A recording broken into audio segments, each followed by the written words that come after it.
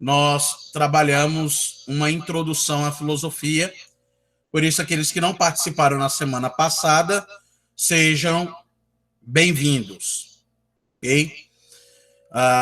Então, antes de nós começarmos, é interessante eu passar alguns avisos. Para que vocês... O nosso curso ele vai durar 15 semanas. É um curso básico de filosofia para pessoas que já têm um certo grau de conhecimento de filosofia e para aqueles também que não têm nenhum tipo de conhecimento de filosofia. Então, nesse sentido, o que vai fazer com que você tenha o seu certificado no final será a sua presença. Você tem que ter 75% das presenças, ou seja, de 8 a 9 aulas você tem que participar. Ou seja, conectando aqui no Meet, assistindo a aula, né, e assim sucessivamente. Caso você, em um dado momento, porque todos nós temos imprevistos, não consiga participar da aula, então você pode optar por assistir a aula gravada que eu disponibilizo lá no Google Sala de Aula, na nossa sala de aula que tem todos os nossos materiais. Inclusive, depois da aula de hoje, eu vou estar postando já o material dessa semana, o artigo, essa aula e mais um videozinho para dar uma reforçada no conteúdo com vocês, ok? Nesse sentido, então, nós temos aí mais 14 semanas pela frente do nosso curso e eu acredito que será muito proveitoso para todos nós. Então, hoje, a nossa aula será sobre mito e filosofia, um tema bastante recorrente dentro do corpo epistemológico e filosófico. Tá? A mitologia tem bastante a ver com a origem das religiões. Então, hoje nós vamos trabalhar o que seria mito de forma mais específica na filosofia. Tá? Então, já para a gente começar a desconstruir essa ideia, a primeira coisa que nós temos que pensar é a seguinte. Primeiro, vou perguntar para vocês, eu gostaria que vocês me respondessem. O que é mito? Me respondam. O que é mito? Seria algo referente a uma suposta... Perdão, deixa eu colocar melhor. Seria algo, uma coisa inventada, uma coisa imaginada. Sim, ótimo. Mais alguém? A Bárbara disse que seria uma coisa inventada, como se fosse algo mais vinculado ali às questões folclóricas e tal, né? Mitos normalmente também fazem parte de culturas, né? Então, às vezes podem ser tipo Deus, essas coisas assim, que também não é real. Politeístas ou monoteístas? Poli, né? A maioria das vezes. Ou os dois? Ambos. Até porque às vezes a gente pode se referir à Bíblia e coisas cristãs, né? Como mitologia também. Exatamente. Apesar disso ser um escândalo para a ala mais conservadora, né? Mas eu não vou entrar no mérito. Quem mais? O Bolsonaro. Misericórdia. Tava faltando, né, Tereza? Uai, é um mito, né? Porque para mim ele é a pior das inverdades que existe no mundo. É uma coisa fantasiosa, é uma coisa bélica, é uma coisa suja. É um mito. É um surto psicótico. É um mito. Mais alguém, gente? O que seria mito? Pode falar, Elivânia. Eu acho que seria alguma narrativa de tempos eróticos, né? Que guarda algum fundo de verdade. Então, o mito guarda alguma coisa de verdade ainda, mesmo que seja assim, bastante remota, algo bem, bem lá no fundo, mas guarda uma pontinha de verdade? Acredito que sim, professor. Acredito Ótimo. Que sim. Se tiver ligado à cultura, né? Porque para a gente pode ser mito, mas para determinada cultura é uma verdade, né? Exatamente. Que justamente é o que vai acontecer com os gregos.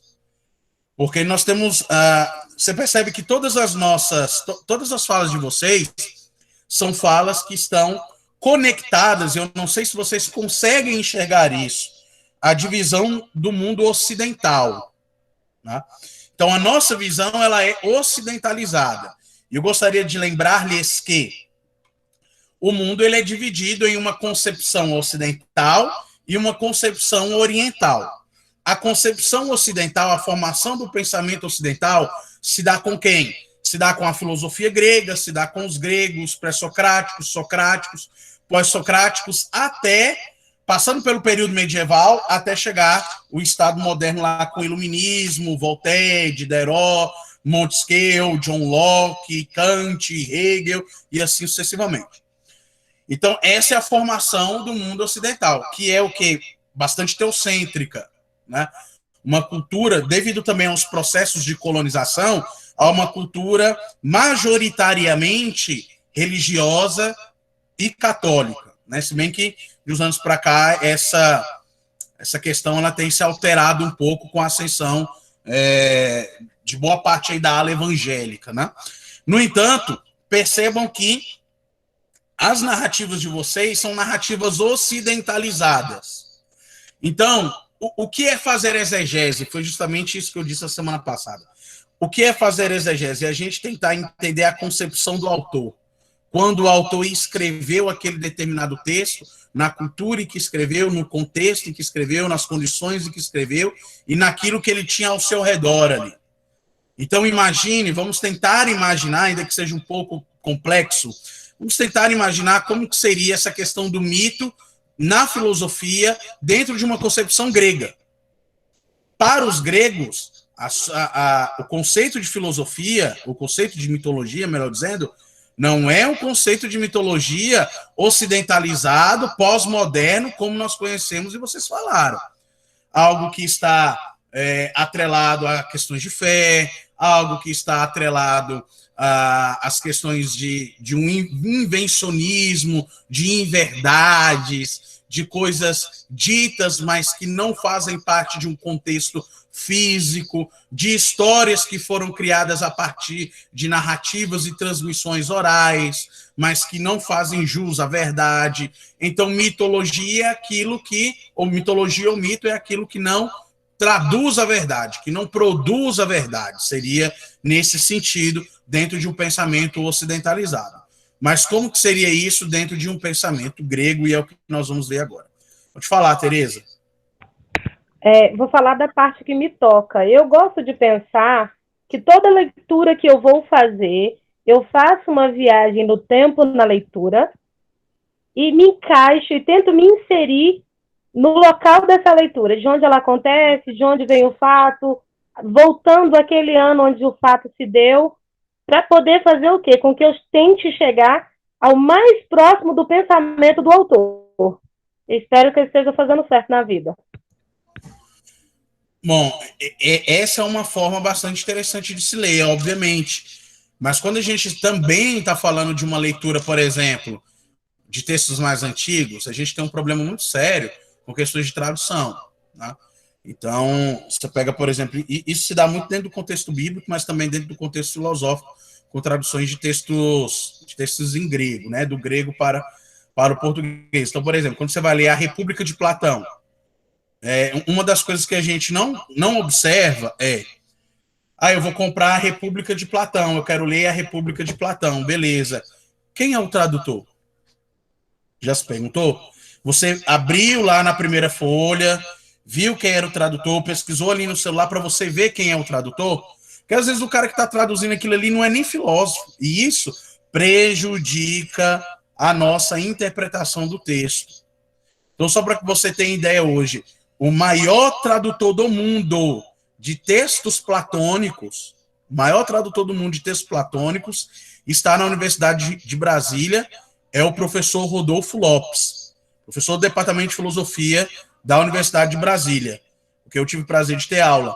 Ele é o maior tradutor dos textos de Platão do mundo, a melhor tradução do mundo, do mito de Er, do mito da caverna, do Fédon, de qualquer outro texto platônico é do professor Rodolfo Lopes, ainda que a gente tenha textos da tradução do professor Gabriel Cornélio, que foi meu orientador, e assim sucessivamente.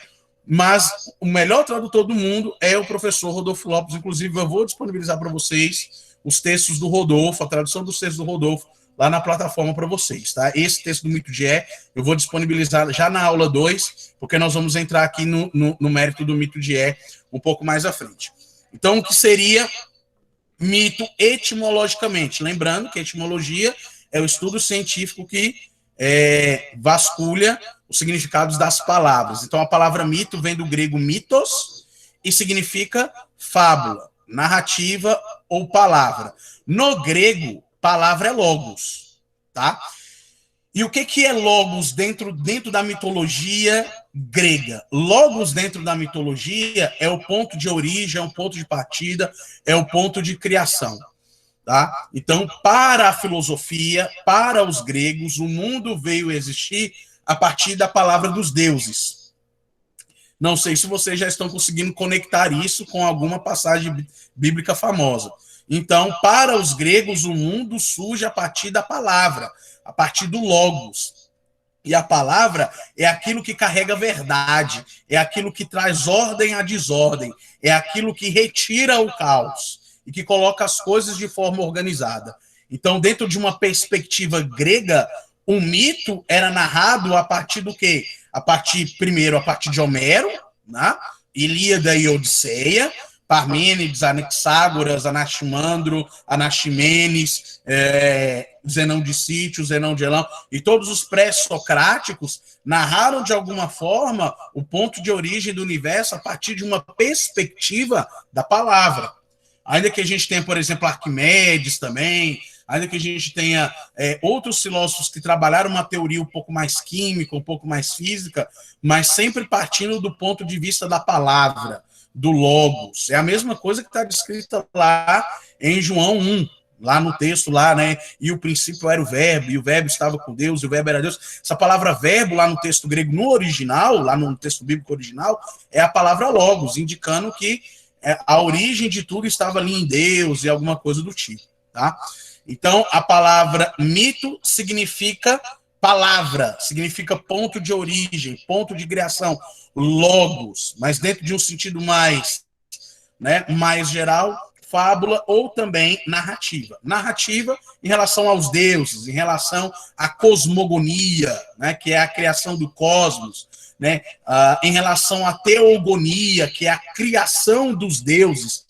Então, essa narrativa de como os deuses foram criados, principalmente dentro da filosofia grega, onde você tem o Cronos, que é o deus maioral de todos, e aí vem Zeus e derrota o próprio pai, né? E depois ele vai estabelecendo os seus irmãos, cada um dentro de uma área, e Poseidon, que é irmão de Zeus, torna-se então rei dos mares, deus dos mares, deus dos oceanos, Ares, deus da guerra, e assim vai havendo, criando-se essas narrativas a partir da perspectiva religiosa e filosófica da época. Mas lembre-se que o que é considerado para nós mito hoje, que é a mitologia grega de um modo geral, para os gregos era a sua religião. Tá? Não só a mitologia grega, mas conceituações ritualísticas que se originaram antes da mitologia grega, como é o caso do pitagorismo e o caso do orfismo, que nós vamos falar um pouco mais à frente. Tá? Então, nesse sentido, escolhido dos deuses, para quem era revelada a origem de todas as coisas e todos os seres, ficando ele incumbido de transmiti-lo aos ouvintes. A narrativa, mesmo sendo fabulosa, incompreensível, contraditória, torna-se confiável e sagrada. Confiável devido à autoridade religiosa do narrador e sagrada porque tinha uma origem divina. Então, essa é a conceituação de mito e mitologia.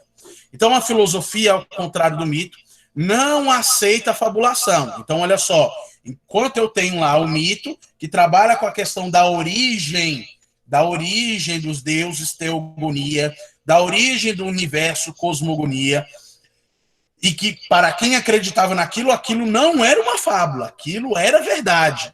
Então, era a religião grega. Só que aí, entre o século VII e o século V, surge quem? A filosofia. Lembre-se que a Grécia ela tem a sua formação ali jônica ainda lá no período homérico, no ano 2000 a.C. A ascensão da filosofia e a ascensão do Império Grego com a formação da polis é que acontece entre o século 8 e século 5 a.C. Mas isso não significa que a Grécia passou a existir ou foi consolidada ali nesse período, não. Ela já existia há muito tempo. Então, como ela existia há muito tempo, né, e é justamente nesse período, século 8 ao século 5, que surge quem? Sócrates, Platão e Aristóteles. Mas e antes dessa galera? Quem era? Quem trabalhava com conhecimento? Quem trabalhava com a epistemologia, com a natureza do conhecimento? Quem analisava os elementos da natureza? Quem analisava as questões sociais que aconteciam na Grécia? Eram também os filósofos, mas não filósofos reconhecidos pelo trabalho filosófico como Platão organizou e sistematizou na sua academia.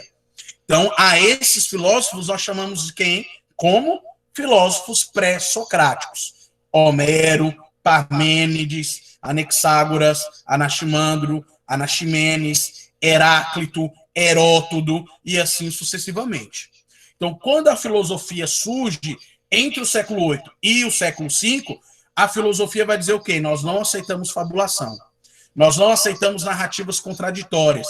Nós não aceitamos aquilo que está além da nossa concepção de racionalidade. Se eu não posso entender isso de forma racional, então logo isso é uma inverdade, logo isso é um mito. Então, em busca de respostas lógicas, coerentes e racionais, a filosofia, então, passa a se assentar sobre a autoridade do filósofo, mas na razão, que é a mesma em todas as pessoas.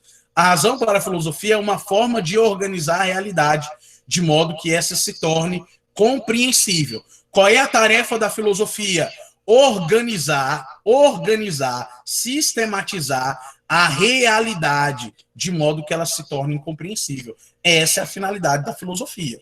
Então, se eu chego diante de uma narrativa mitológica, da qual eu não consigo organizá-la, e aí eu dou uma resposta obviamente redundante, porque isso é transcendental a mim, porque isso está muito, muito além do meu conhecimento, ou coisa do tipo, claro, estou falando dentro da visão filosófica, tá?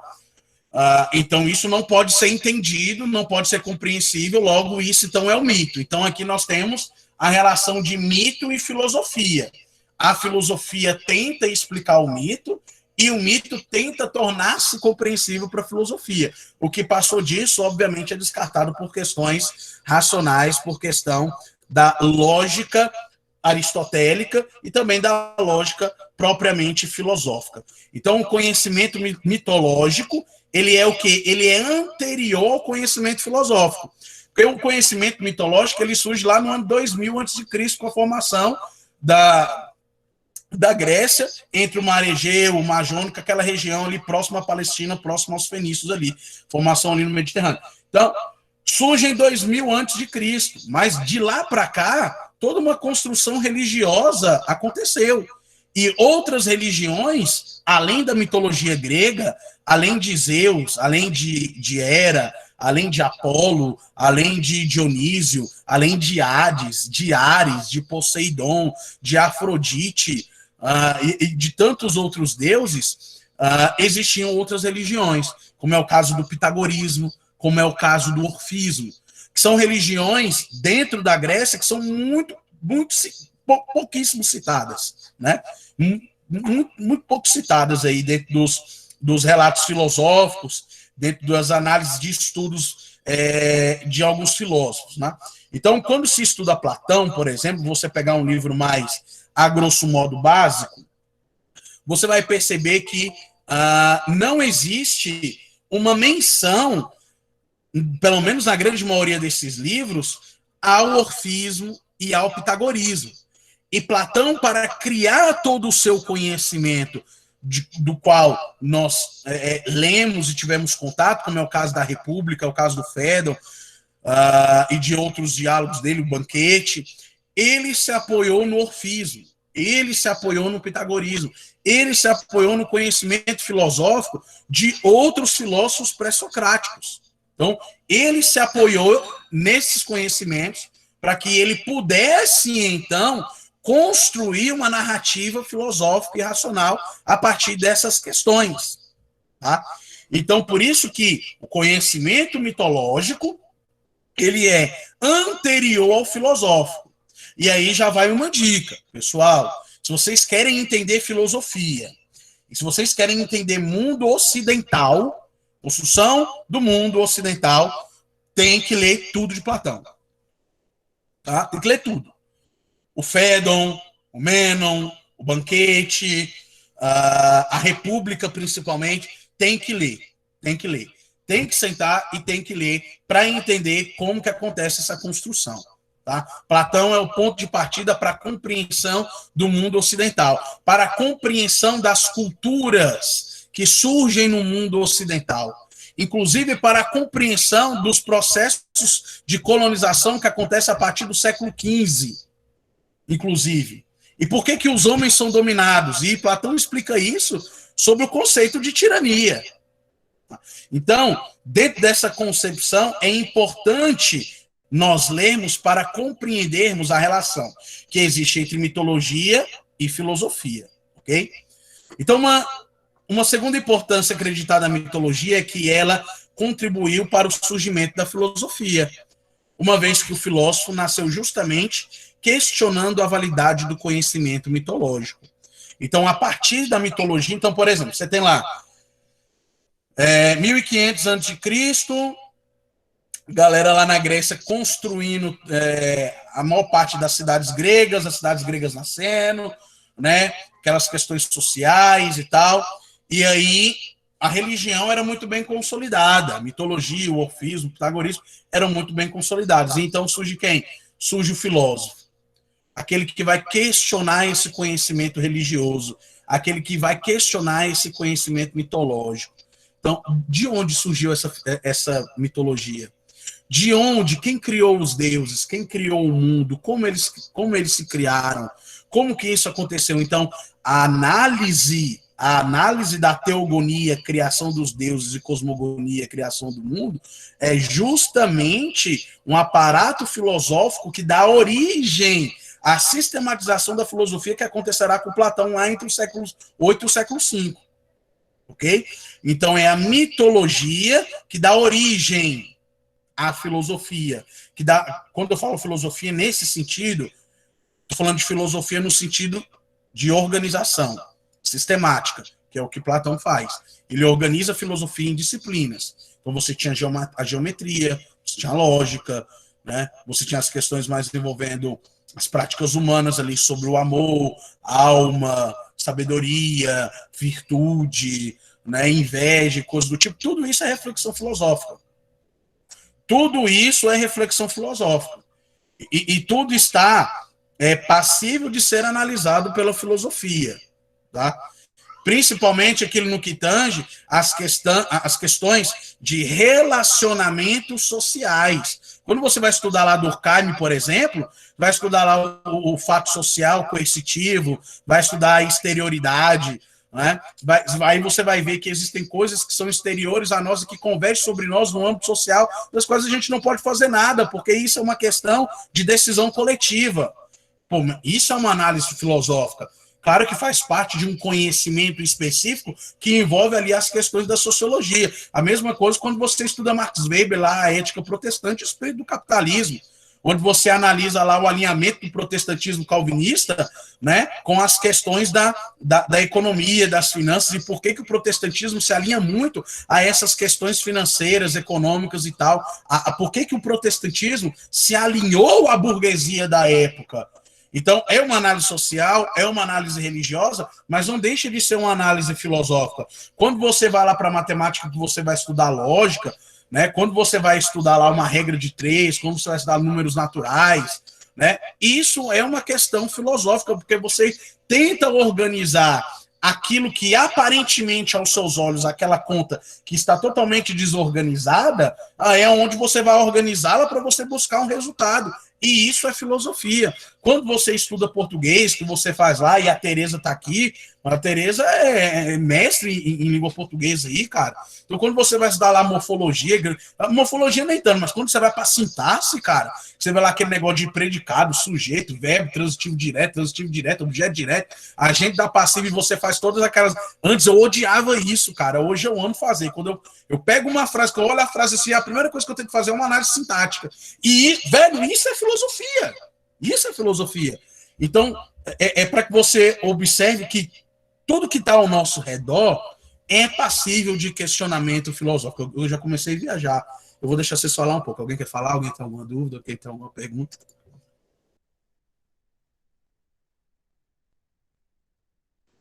Não, para mim tá tranquilo. Certeza, gente? Tá todo mundo tranquilo aí? De boas. Eu tô tranquilo também. Ué, Lucas, tá aí? Tô, pô. Quando eu cheguei da feira, eu já entrei aqui já. E o Vasco, como é que tá? Você tem certeza que você quer falar disso agora? No grupo? À frente ou atrás? Então vamos lá, Maria, gente. Vasco já é demais, hein, professor? Oi? Vasco já é demais, hein? Vai Não, ele é acabar com a vascaíno, aula, pô. cara. O rapaz é vascaíno. Vascaíno. Deus o livre. Você vê, né? Então, depois a gente pode fazer uma análise filosófica dos 4 rebaixamentos do Vasco. Interessante isso aí. Vamos fazer uma Então, análise filosófica. Vamos fazer uma análise filosófica também de quanto o Flamengo rouba, de quanto ele é desonesto. E vai Falando começar. De ética e moral. Esquece. Teoria da Deixa conspiração pra aí, lá. ó. Vamos comemorar. Roberto Dias Tá foi top, preso pessoal. na comissão da Sem CPI. dúvida. Bora, muda o foco. Graças a Deus. E que ele fique preso. A filosofia, então, nasce da admiração. Ó, essa palavra é importante. E nasce do quê? Do espanto. Dizem Platão e Aristóteles, a admiração. Por que o mundo existe? O que é isso aqui, gente? Quando ele pergunta por que o mundo existe, isso aqui é o quê? Deixa eu ver quem é que vai falar para mim aí. É um questionamento, não? Isso é Conspiração. cosmogonia. Anotem isso aí. Cosmogonia. Cosmogonia é narrativa sobre a origem do universo. Teogonia. Narrativa sobre a origem dos deuses. Ok? São 2 conceitos importantes dentro dessa área de filosofia antiga, tá? Então, a filosofia nasce a partir da admiração e a partir do espanto. A partir da admiração pela complexidade do mundo, tá? E a partir do espanto de que você não é nada dentro desse processo social, religioso, ou processo de vida, de forma mais específica, para que a gente seja mais geral, na verdade. Tá? Então, a filosofia nasce daí. Então, quando você compreende, por exemplo, quando Sócrates dizia eu só sei de que nada sei, ele não estava querendo, como algumas pessoas costumam interpretar, ele não estava querendo simplesmente dizer assim, não, eu sou humildaço, cara. Ó, eu não sei de nada. Na verdade, eu sei de muito, mas eu estou querendo passar aqui para a galera que eu não sei de nada para dar uma de humildão. Não, essa não é a interpretação de Sócrates. Sócrates, na verdade, estava dizendo que ele não conhecia sobre tudo, mas que ele conhecia sobre muita coisa. Eu não conheço tudo sobre religião, mas eu conheço o arcabouço filosófico que forma a questão religiosa. Eu não conheço muito, eu não sei, eu não conheço o amor na sua profundidade, né? Mas eu pratico o amor de forma social e isso por si só é filosofia. Então entende-se que muitas vezes algumas frases de filósofos são mal interpretadas para que a galera fique lacrando aí na internet, e não é assim que funciona, e não é muito bem esse o contexto que nós temos aí, que deve ser trabalhado dentro dessas concepções, ok? Então, filosofia surge a partir do quê? Surge a partir do espanto, tá? E a partir, então, da admiração. Nesse sentido, então, nós temos aqui, então, a formação da mitologia grega, tá? E o panteão de deuses. Então, lembre-se, é importante lembrar que as civilizações da antiguidade, elas eram civilizações politeístas, na sua grande maioria.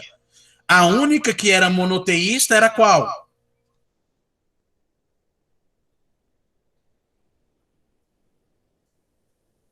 Israel. Israel ou os hebreus?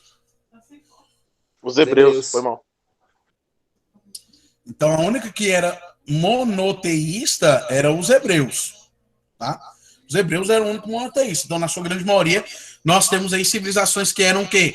Que eram politeístas. Então, aqui no caso dos gregos, não é diferente. Nós temos aí a mitologia mais conhecida as duas mitologias mais conhecidas, gregos e nórdicos, né?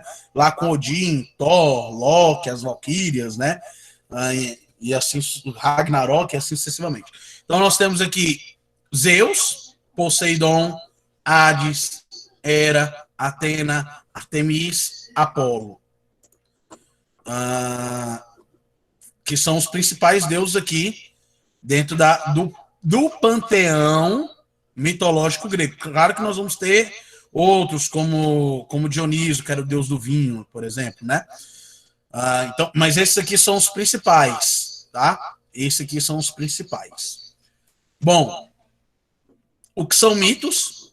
São histórias. Todos os mitos têm elementos semelhantes, sempre relatam aventuras ou jornadas em cenários fantásticos.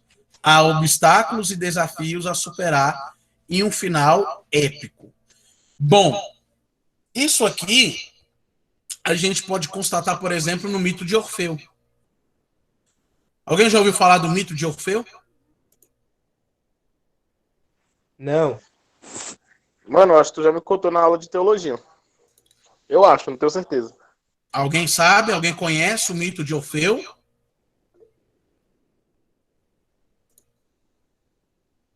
Não conheço. Então vamos lá, pessoal. O mito de Orfeu, ele é basicamente contado da seguinte maneira. Orfeu era um jovem muito belo que tocava lira e era apaixonado, eu vou resumir, tá? E era apaixonado por Eurídice, só que Eurídice morre. E então Orfeu, vendo-se desesperado em um amor platônico, para não dizer que eu acabei de cometer um anacronismo filosófico, mas enfim, em um amor platônico, ele resolve então descer ao submundo e entrar em acordo com Hades, deus do submundo. Hades. E aí Hades vira para ele e diz assim, beleza, eu posso fazer ela voltar à vida, mas você vai ter que segurar na mão dela, você vai ter que atravessar todas as 7 prisões do inferno e, chegando aos portais do inferno, você não pode olhar em nenhum momento para ela, para trás. Você tem que confiar que ela está segurando na sua mão. Orfeu aceita e segue a sua jornada, passando pelas 7 prisões, passando pelo rio Aqueronte, né, pelo barqueiro Queronte, chega até próximo à saída do mundo dos mortos, e quando ele está bem próximo, já vendo a luz do outro lado, ele olha para trás, e Eurídice, então, some de suas mãos. E ela retorna, então, aos Campos Elíseos, né? Que é, apesar de ser um cenário muito belo, semelhante ao paraíso, é dentro do Hades. E aí, então, ele retorna à vida sem Eurídice, acaba, então, morrendo pelas mãos de algumas mulheres e tal. Como ele era muito belo, né, muitas mulheres o desejavam, mas ele não queria nenhuma outra mulher que não fosse Eurídice. Então, ele acaba morrendo pela mão dessas mulheres, que eram suas admiradoras. E aí, quando ele chega no submundo, quando ele retorna à vida depois de um momento, né, que ele escolhe lá a sua condição para poder voltar, ele escolhe voltar no corpo de um cisne e não de um homem, porque ele não queria mais amar e não queria também que fosse morto pelas mãos de mulheres. Esse é o famoso mito de Orfeu. Tá? E é justamente o mito de Orfeu que vai dar origem ao quê? Ao orfismo, uma das religiões gregas antes da origem da filosofia. E essa religião ela vai influenciar Platão e os seus escritos de forma máxima.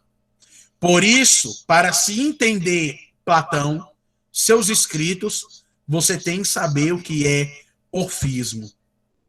E aqui eu já vou indicar para vocês uma obra muito boa, que é do Alberto Bernabé, que é chamada Platão e o Orfismo. Eu tenho esse livro aqui. Espera aí que eu vou pegar para mostrar ele para você.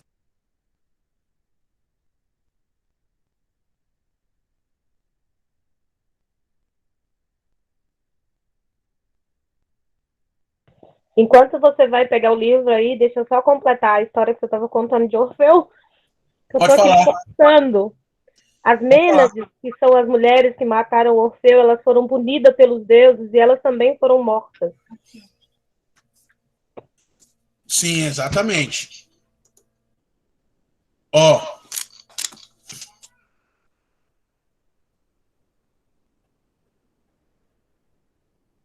Esse é o livro, tá? Pequenininho, como vocês podem ver. Professor, qual é o nome? Que eu me perdi aqui um pouco e eu não estou conseguindo ver o senhor. Platão e o Orfismo, diálogos entre filosofia e religião. Gente, esse livro é maravilhoso. Esse livro é maravilhoso, tá?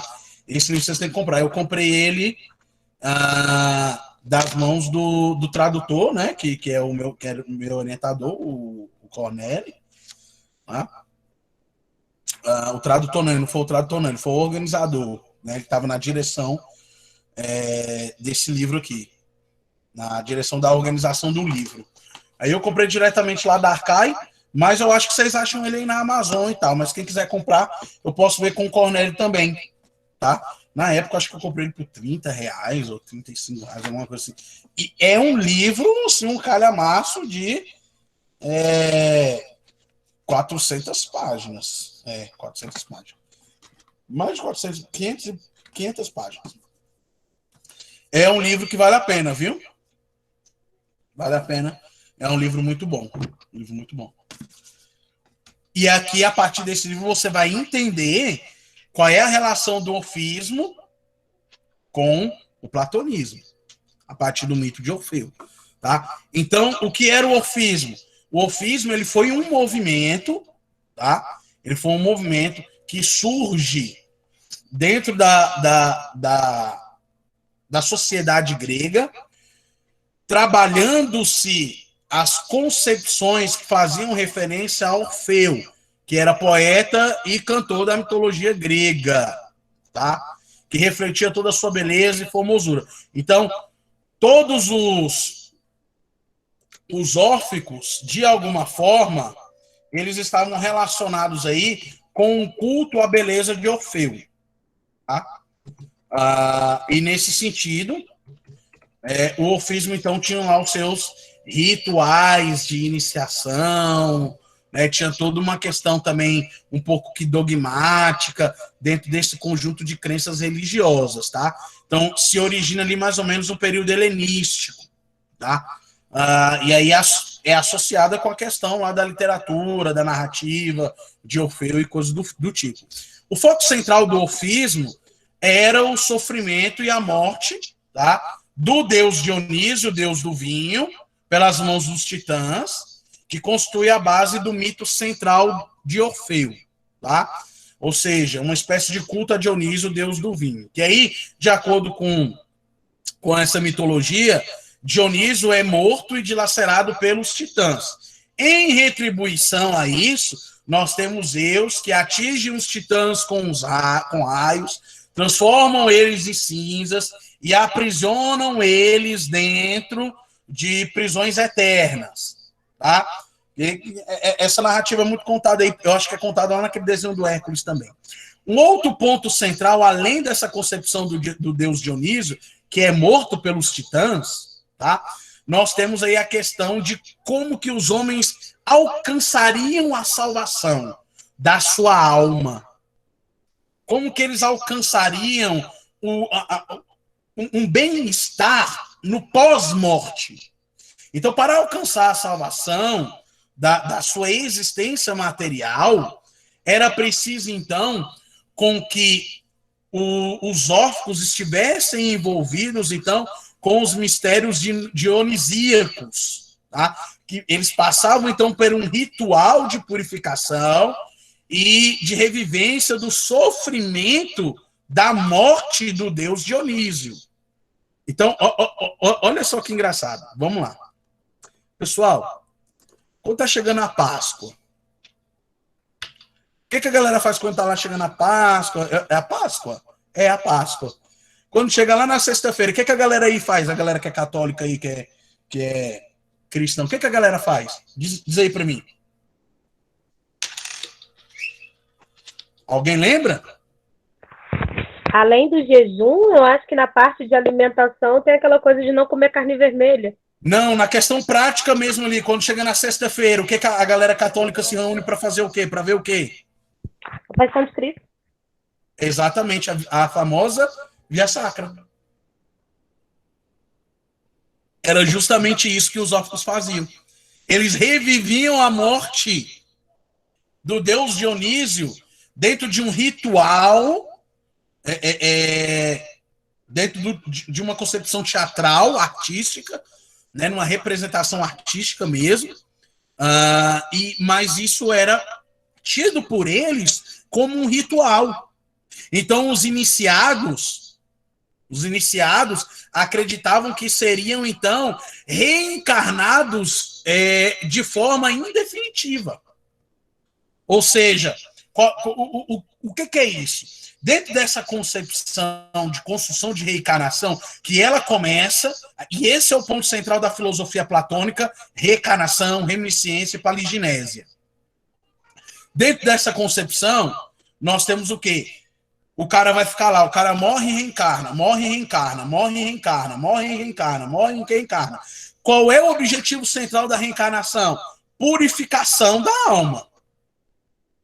Purificação e pureza e perfeição da alma. Enquanto a alma não chega no estado de purificação, ela não para de quê? Ela não para de reencarnar. Então aí você imagina, só para a gente dramatizar um pouco a situação. Você vive aí no ano de 2021. Você poderia reencarnar aí, sei lá no governo de Getúlio Vargas. Poderia reencarnar no governo de Eurico Gaspar Dutra, que também não era essas coisas. Né?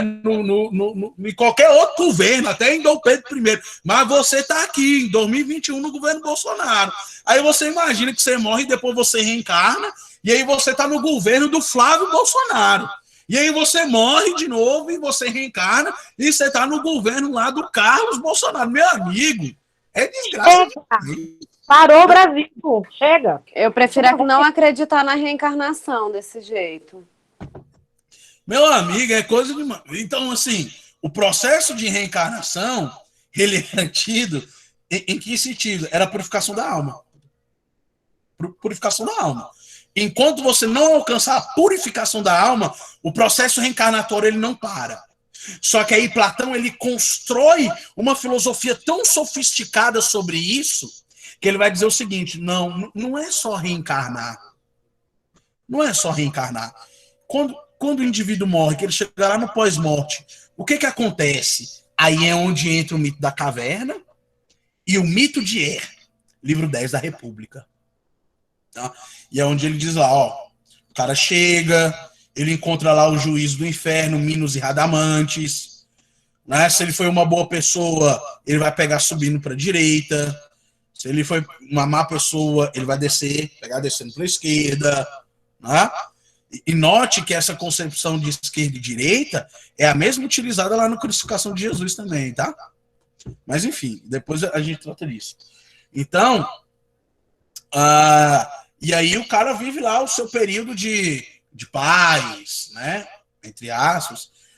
Os tiranos que eram castigados no Tártaro, até chegar o momento deles fazer o quê? Retornar à vida e serem reencarnados. Aí o que acontece? Quando eles vão passar pelo processo de volta à vida novamente, eles são levados para o meio do Hades, para o centro do Hades, aí vem as virgens da necessidade. Cloto, Atropo e Laquesis. E aí elas jogam na frente desses indivíduos modelos de vida. E os caras vão escolher os seus modelos de vida de acordo com as práticas que eles tinham realizado na vida passada. Então você não poderia escolher, sei lá, você foi um tirano na vida passada, você matou geral, e aí agora você vai ter a oportunidade de voltar como um rei, como sei lá, um aristocrata, como um eupátrida, né, um cara rico ligado lá ao Senado, alguma coisa do tipo. Não. Você vai voltar ali nas classes mais baixas, você vai escolher um artesão, né, um comerciante, um carpinteiro, um escravo, tá? Mas quem teve uma vida legal e tal, né, viveu uma vida justa, aí ele vai escolher modelos de vida, né, um pouco melhores para si. Só que qual era o problema dessa concepção? Aí entra a questão do quê? Do atemporal. Os mitos circulam há milhares de anos, passando de geração em geração pelos mais velhos e contadores de história. Aí o que acontece? Dentro dessa concepção atemporal do mito, que vai influenciar o espiritismo de Allan Kardec lá no século XVIII, século XIX, lá na França, aí o cara vai dizer o seguinte, ó, agora você vai voltar à vida, mas é o seguinte, cuidado para quem pegou os melhores modelos de vida, não se enganar com os luxos e a luxúria, e praticar uma vida ruim, e quando morrer, vir por Tártaro. Então acontecia o contrário, entendeu? Então o cara que voltava em uma vida miserável, ele tinha muita chance de ter uma vida muito mais louvável do ponto de vista dos deuses do que o cara que era rico. Daí uma outra concepção e alinhamento com o quê? Com uma passagem que Jesus diz, é mais fácil o camelo passar pela ponta de uma agulha do que o rico entrar no reino dos céus, mas essas análises eu vou deixar para fazer num momento mais apropriado. Então, isso é para que vocês percebam o quanto que o cristianismo bebe da filosofia grega, tá? Bom, nessa concepção, então temos o retorno da alma. E o cara lá que viveu a vida boa lá no Hades, retorna para uma vida boa na Terra, mas é invejoso, mas manda matar, mas é cheio de luxos, né? E aí, então, ele vive uma vida péssima, né? Uma vida moral péssima. Quando ele morrer, ele vai para onde? Ele vai ser julgado e vai para o Tártaro. Né? E aí, na próxima vez que ele retornar, ele vai escolher um modelo de vida um pouco mais tranquilo, para que ele tenha uma vida um pouco mais humilde, e aí ele possa retornar para o Hades, dentro de uma concepção lá dos deuses mais elevados. Estão conseguindo me entender? Sim ou não? Sim. Perfeitamente. Todo mundo está me entendendo? Sim, senhor. Sim. Professor, só uma dúvida. Vou falar. Então, essa teoria aí que o senhor está falando, pode ser mesmo, pode-se usar também aquele exemplo da Bíblia sobre o rico e o Lázaro? Ai! Ô, menino, é isso mesmo. Sim, obrigado. Aquela concepção lá do rico e do Lázaro, Lucas 16, né? Se eu não me engano. Isso. Do rico e o Lázaro, aquela visão de Hades, ela é uma visão platônica. Aquele mundo de Hades lá que você tem Abraão de um lado, Abraão e Lázaro de um lado, e o rico do outro lado, e um abismo no meio, é o quê? É uma concepção platônica de Hades. Quem cria esse mundo que é destacado lá em Lucas 16, é Platão. Mais um índice, né? Mais uma prova, melhor dizendo, de influência da filosofia grega sobre as concepções e narrativas cristãs. Então, Jesus e os judeus, né? Nesse período já eram judeus, já havia passado o processo de helenização, né? Lá o processo macedônico, tal, aquele negócio todo. E aí, então, muito do que Jesus falou, do que os judeus também falavam em questões de mitologia e tal, estava alinhado com a mitologia grega. Lembre-se da sociedade greco-romana. E lembre-se que os judeus estavam sob o domínio romano, apesar de ter uma religião bastante sistematizada, como era o caso do judaísmo, com as suas linhas, né? Farisaísmo, os saduceus e os zelotes, mas muito da cultura grega que influenciou os romanos, influenciou também os próprios judeus, tá? Então, dentro dessa concepção, muito da mitologia grega está impregnada, está introjetada dentro das concepções cristãs. E isso é um fato. Isso é um fato. Inclusive, tem um livro, eu acho que é do Giovanni Cartesano, é um filósofo italiano, chamado A Filosofia, eu acho que é A Filosofia e o Cristianismo, a tradução dele para o português. Eu vou pesquisar depois, se eu achar ele em PDF, eu vou mandar para vocês também. Acho que é A Filosofia e o Cristianismo. Nesse livro, o Cartesano destrói, cara. Ele manda muito bem, ele dá muito mais referências do cristianismo sobre a filosofia e coisas do tipo, tá? Então é justamente isso. Esse é um ponto, você pegou um ponto bastante interessante. Então, olha só, pessoal, no século 6 a.C., temos então a atual Grécia, que estava sendo constituída aí pela formação da polis, e as principais polis eram Mileto, Esparta e Atenas. Temos então a origem da filosofia, tá? Com os seus deveres mais diversos, né? Os seus fatores mais diversos. Então, uma concepção de liberdade religiosa, por não haver um monopólio religioso, uma divisão social, dependendo da cidade. No caso de Atenas, você tinha os eupátridas, os iliotas, os metecos e os escravos. Então, cada uma dessas cidades aqui vão ter aí as suas divisões sociais, né? No caso de Esparta, tem lá os esparciatas, né? E assim sucessivamente. E o comércio, que era o contato com outras culturas, a partir do intercâmbio de ideias. Então, lembre-se que a construção da economia grega, ela não se dá a partir da agricultura, porque geograficamente o solo grego não é produtivo, né? Ele não é, eu tô com a palavra aqui, ele não é, oh meu Deus, a palavra tá na ponta da língua, não sai. Ele não era frutífero. É isso, ele não era fértil. Então, os gregos passavam a construir, a fabricar muitos produtos e exportar esses produtos para o sul da Europa, Península Balcânica, Norte e Nordeste da África. Então, eles tinham contatos com muitas culturas. Então, como a cultura grega ela é uma cultura chamativa, acabava, então, atraindo pessoas de outras regiões, né? E assim a cultura grega ela ia se disseminando. Isso aconteceu muito mais depois da ascensão da filosofia, tá? E aí vem o orfismo. Aí, quais são as características do orfismo? Né? Que é o mito de Dionísio, tá? Tem caráter literário, desperta aí a questão da divindade da alma, então é uma análise filosófica vinculada aí à questão da autossalvação, vinculada aí à questão da reencarnação e da responsabilidade da alma na sua própria salvação e na sua própria escolha de modelo de vida. Práticas ascéticas, vida após a morte, imortalidade da alma e transmigração da alma. Orfismo está antes de Platão. Tudo isso aqui, ó, vai influenciar o pensamento platônico, e tudo isso aqui você vai encontrar nos escritos de Platão. Transmigração da alma, reminiscência, paliginésia, imortalidade da alma. Então tem uma galera que diz assim, porque Platão criou o conceito de psique, ele criou o conceito de alma. Não, Platão não criou.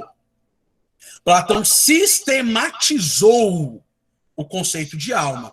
A invenção da alma, né, como diria o meu saudoso professor, se dá com o orfismo. A invenção do conceito de alma se dá com o orfismo, se dá com o pitagorismo. Ok? Nesse sentido, então, o mito órfico, que é o mito de Orfeu, né? Nós temos aí a viagem ao mundo dos mortos, casamento com Eurídice, perseguição a Eurídice, morta pela picada de uma serpente, Orfeu vai à busca dela ao inferno, né? Aí ele vai lá conversar com Hades e Persefone, que concede a volta dela, condição de não olhar para trás, Eurídice morre pela segunda vez, Orfeu é despedaçado pelas Menades, que são as mulheres, e a miséria até que achem a cabeça dele. Então esse é o conto de Orfeu. É o mito de Orfeu. Sugiro que depois vocês leiam. Vou ver se eu consigo achar uma tradução legal. Eu disponibilizo para vocês lá também. Então, elementos do orfismo. Teogonia e cosmogonia. O que é isso, Professor, gente? Oi. você quer interromper o senhor? Eu tenho um livro em PDF aqui, não sei se o senhor já leu, é O Ouro da Mitologia, é do Thomas, só não sei falar o nome. É o livro de ouro da mitologia. Isso, eu tenho ele aqui. Se quiser, eu posso disponibilizar lá no grupo, tem vários mitos lá, é bem legal o livro. Sem ele PDF, lá tem o mito de Orfeu. Sim, eu tenho ele em PDF. Isso, então disponibiliza ele pra gente, então. Beleza, assim que terminar a aula, eu mando lá. Ótimo, ótimo. Aí o pessoal já lê, então, o mito de Orfeu. Tá? Então, teogonia e cosmogonia. Para o orfismo não há caos, o mundo é uma degenerescência da unidade. É necessária a volta à unidade pela prática ascética. Aí vem o mito dionisíaco, que é aquela construção... Professor, Oi. essa prática ascética, o senhor pode explicar de novo, por favor? Vocês conhecem o asceticismo? Alguém conhece aí o asceticismo? Alguém já ouviu falar o que é asceticismo? Ninguém, gente?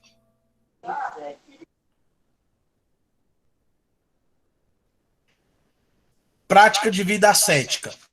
O que seria uma prática de vida ascética? É um estilo de vida vinculado às questões virtuosas, né? Onde você tem ali uma busca por um objetivo específico, é a virtude alinhada ao conceito religioso, tá? Então, muitos ascéticos, na época, né, acreditavam que a purificação do corpo, purificação da alma, né, ela se dava, então, a partir da compreensão acerca da divindade. De que você, por exemplo, para que eu seja feliz, eu necessariamente necessito da decisão dos deuses. Tá? Necessito da decisão dos deuses. E aí entra a questão de automortificação dentro desses rituais, né? Autoflagelação. E aí o que vai acontecer? Aqui no orfismo, a galera vai negar isso aqui, ó. Ela vai negar, tá? Dentro do orfismo, já entre o século 6 e 5, eles vão negar a responsabilidade dos deuses na questão da autossalvação. Tá? O orfismo se origina a partir da prática ascética, né, a partir da prática dos deuses, e você acreditar especificamente em um deus, mas quando isso chega lá em Platão, há a desconstrução dessa ideia e a desconstrução da responsabilidade dos deuses sobre a salvação do indivíduo. Para Platão, a responsabilidade da salvação está sobre a escolha da alma no momento que ela está lá no Hades para escolher o seu estilo de vida, e também sobre as virtudes praticadas em vida antes dela morrer. Tá? Então, o orfismo ele nasce a partir de uma prática ascética, mas depois disso, nós temos então a partir aí da natureza dupla da alma, né? E essas concepções que surgem a partir dessas organizações de comunidades órficas e tal, nós vamos ter então uma negação desses preceitos. Tá? Mas asceticismo, de um modo geral, é essa prática de purificação da alma a partir... com o objetivo, né, com a finalidade de você compreender uma divindade ou encontrar paz em uma divindade.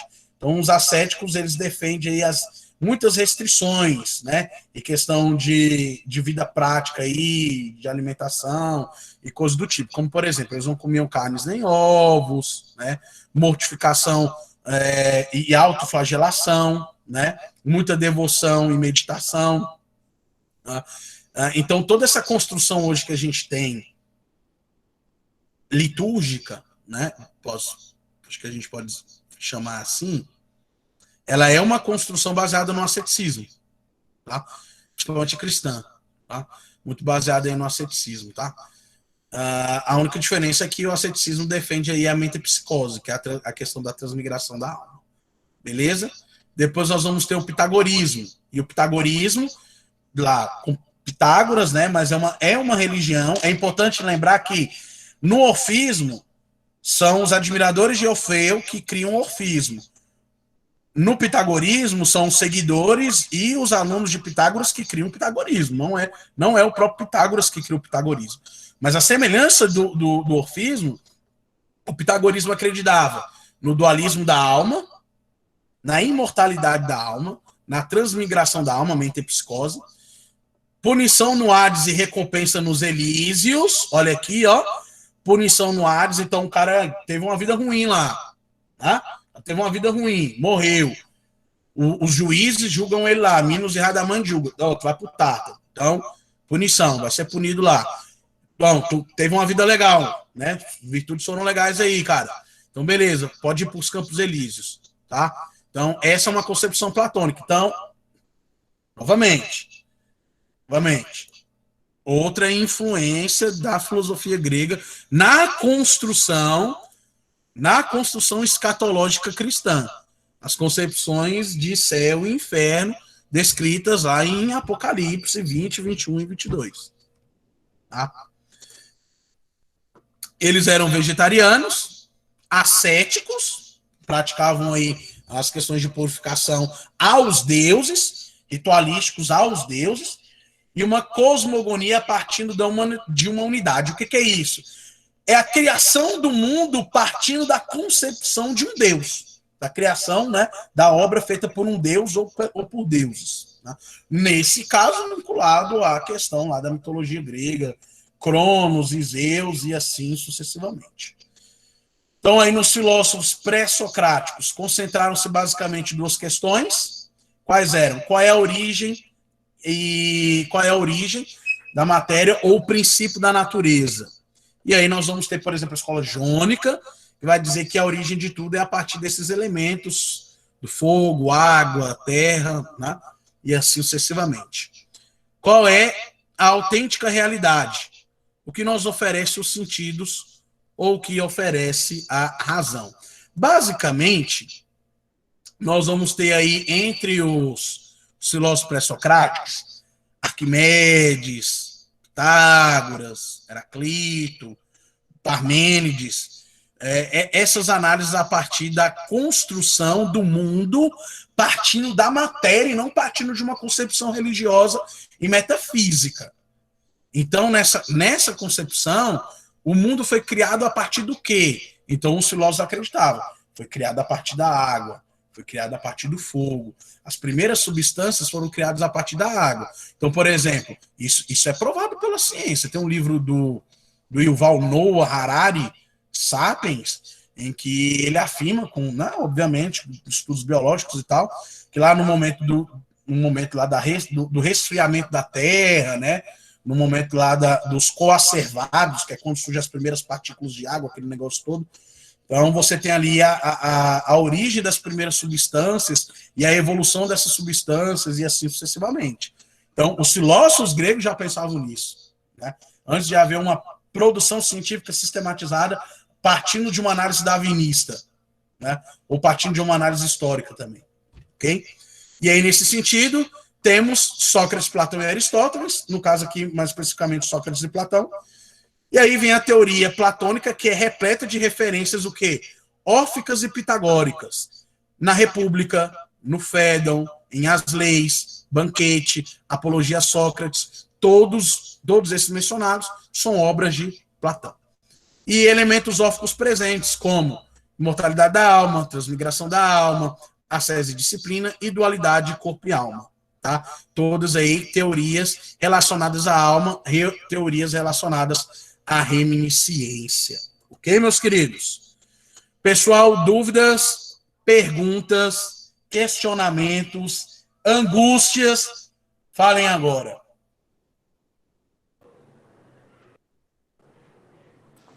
Não, tô de boa, valeu. Tô tranquila. Elivânia, Kevin, Sara.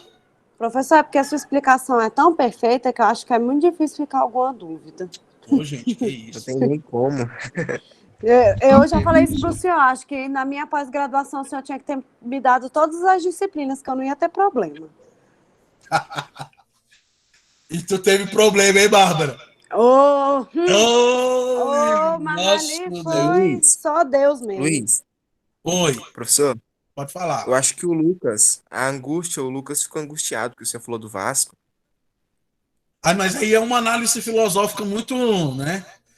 Muito apurada para a gente entender aí como que o Vasco passa por essas humilhações todos os anos. Mas eu prometo que eu vou fazer uma hora, mano. É só esperar entrar nas tragédias gregas. Quando eu... E, ó, Boa, Tereza. Quando eu entrar lá na tragédia grega, eu vou falar disso aí. Pode deixar. Pessoal, nenhuma dúvida então, meus queridos? Nenhuma, tudo ok, não, professor. Então, ok. Então, essa foi a nossa aula de hoje, tá? Então, quero agradecer imensamente a presença de vocês aqui, tá? E aí, antes de vocês saírem, coloque presente no chat e podem sair, tá encerrada a aula Onde de é hoje. que abre o chat aqui, gente? É no íconezinho chat com todos, tá? E aí, eu vou disponibilizar lá no sala de aula já o material dessa semana, o material de leitura. Vou disponibilizar o livro que o Carlos vai me mandar também, para vocês lerem um mito de Orfeu e um artigo referente ao orfismo e pitagorismo, tá?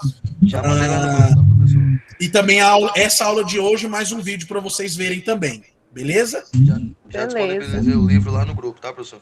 Ótimo, Carlos, obrigado. Obrigado mesmo. E é isso, meus queridos. Então, para a gente Obrigada, terminar professor. a aula de hoje, a alma é, pois, Valeu, Luiz. imortal.